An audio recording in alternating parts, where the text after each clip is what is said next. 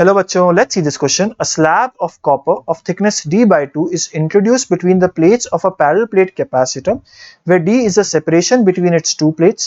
If the capacitance of the capacitor without copper slab is C and with copper slab is C dash, then C dash upon C is equal to.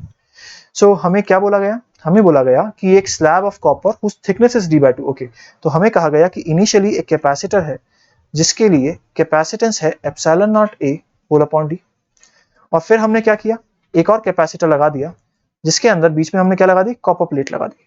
Copper plate लगा दी जिसकी distance कितनी है, d/2। हमें पता होना चाहिए कि copper plate का जो k की वैल्यू होती है वो होती है इन्फिनिटी।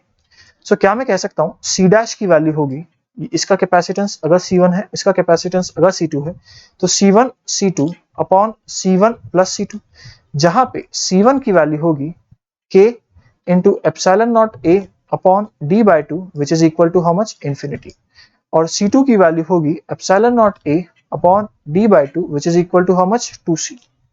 सो क्या मैं यहां से कह सकता हूं कि C2 upon 1 plus C2 upon C1 होना चाहिए विच इज इक्वल टू 2c, जो कि वैल्यू आई C डैश की। सो क्या मैं कह सकता हूं C dash upon C is equal to 2। ये मेरा फाइनल आंसर हो जाएगा। Looking at the options, A गलत हो गया, B सही हो गया, C गलत हो गया एंड D गलत हो गया। Hence the correct answer is option B. All the best.